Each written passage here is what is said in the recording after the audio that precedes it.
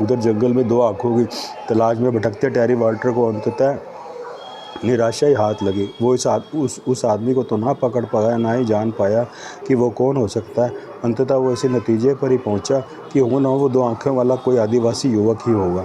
फिर जैसे ही वो अपने कैंप के नज़दीक पहुंचा तो एनी और अलेक्जेंडर को उसने नदारद पाया। उसने इधर उधर काफ़ी तलाश की पर दोनों की लाश उसे नहीं मिली। कमांडोज हो ना हो यह काम आदिवासी कबीले का ही है। वो आदिवासी ही हमारे कमांडर अलेक्जेंडर साहब को लेकर गए हैं। हमें जानबूझकर उसे 2 आँखों वालों के पीछे भगाया ताकि हम उसके पीछे भागे और इधर हुगा अपना काम कर जाए। एक टैरी वाल्टर गुर्राया पर एक सब लेफ्टिनेंट बोला, हुगा एनी और अलेक्जेंडर को क्यों चुराएगा? अलेक्जेंडर को उसने इसलिए कब्जे में किया होगा ताकि उसकी जान लेने की धमकी देकर हमें इस आइलैंड से चलता कर सके, और एनी की लाश उसे इसलिए ज़रूरी लगी होगी ताकि गिंगो की बाबत जान सके। हमला! अगले ही पल वो अपनी जीप की तरफ भागा। सर, तभी सब लेफ्टिनेंट बोला, हमारा एक साथी और कम है, मैगी नज़र नहीं आ रहा, ढूंढो। इसके बाद सभी फौजी जीपों में सवार होते अपने 2 फौजियों की तलाश में निकल गए।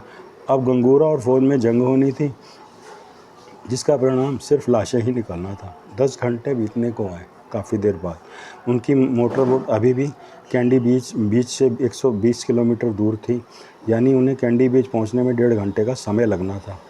विशंबर, तभी माणिक बोट में पड़े बेहोश अलेक्जेंडर को घूरता बोला, हम इन 2 लाशों को ले तो आए, पर इन्हें हिंदुस्तान कैसे ले जाएंगे? वही मैं सोच रहा हूँ। बेहोश एनी और अलेक्जेंडर को श्रीलंका से हिंदुस्तान लाना वाकई ही कठिन काम है, कोई प्लान बनाना होगा। अरे यार, तभी मोटरबोट की ड्राइविंग सीट पर बैठा मुदगल कह उठा, पहले तो हमारा प्रोग्राम अलेक्जेंडर को ख़त्म करके समुद्र में डाल देने का था, अब एकाएक उसे हिंदुस्तान ले जाने की क्या सूझी?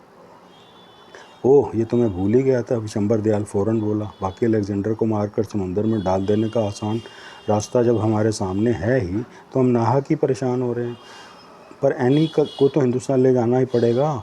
वो इंतज़ाम हम कैंडी बीच पहुँच कर ही करेंगे। पहले तो इस अलेक्जेंडर से जान छुड़ाएं, कहते विशंबर दयाल ने अपनी जेब से रिवॉल्वर निकाल लिया। रुको रुको, तभी माणिक दोनों हाथ नचाता अलेक्जेंडर की तरफ बढ़ा।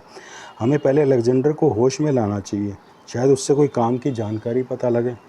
ठीक कहते हो, विशंबर दयाल अपनी रिवॉल्वर बोट की एक सीट पर रखता बोला, मारने से पहले इसे होश में लाना ज़रूरी है।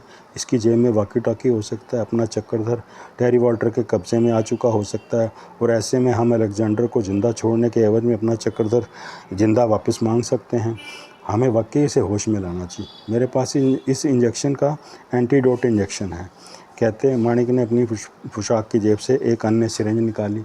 उस सिरिंज में गुलाबी रंग का कोई तरल पदार्थ था जो पहले लगे बेहोशी वाले इंजेक्शन का प्रभाव ख़त्म कर सकता था। नतीजा, अलेक्जेंडर को होश आ सकता था, साथ में गिंगो भी होश में आ सकता था, जिसके बारे में वो कुछ नहीं जानते थे। ओके, इंजेक्शन मुझे दो।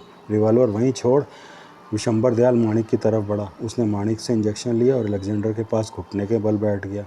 अगले पल उसने अलेक्जेंडर की कमीज़ उठाई तो उसे उसके गोरे पेट पर वो बिंदी नज़र आई जो पहले वाले इंजेक्शन से बन गई थी। विशंबर दयाल ने उसी बिंदी में दोबारा इंजेक्शन घुसेड़ा और पिस्टन दबाता चला गया। अगले ही पल सिरिंज से में भारी गुलाबी दवा उसके पेट में समाती चली गई। फिर विशंबर दयाल उसके बेहोश शरीर के सामने ही दोनों घुटनों पर हाथ डालकर बैठ गया। माणिक भी दोनों घुटनों पर हाथ टिकाकर खड़ा हो गया और झुककर अलेक्जेंडर के होश में आने का इंतज़ार करने लगा। मुदगल के हाथ मोटर बोट की स्टीयरिंग रॉड पर थे, पर आंखें उसकी भी बेहोश अलेक्जेंडर पर थी, अर्थात वो सामने नहीं देख पा रहा था। 10 मिनट बीते, 20 मिनट बीते कि ऊ दर्द से कराते अलेक्जेंडर के जिस्म में ऐंठन हुई।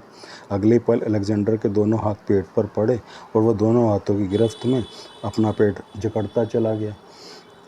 फिर उसका जिस्म बुरी तरह बोट में उछला, ऐंठता चला गया। बोट उसकी वजह से पानी में भागती छलांगे मारने लगी। विशंबर दयाल उसी पर अपने रिसीवर पर झटका। माणिक ने भी रिवॉल्वर का रुख अलेक्जेंडर पर कर दिया। इसे हुआ क्या एकदम? शायद दोनों इंजेक्शनों की दवा के असर से तड़प रहा है, विशंबर दयाल ने अनुमान लगाया। सुई भी तो तुमने उसी स्थान पर भोंकी थी जहाँ पहला इंजेक्शन लगा था, माणिक ने विशंबर दयाल को बोला। वो तो इसलिए कि सेम जगह पर लगाई थी ताकि जल्दी से जल्दी एंटीडोस असर करे और ये जल्दी होश में आए।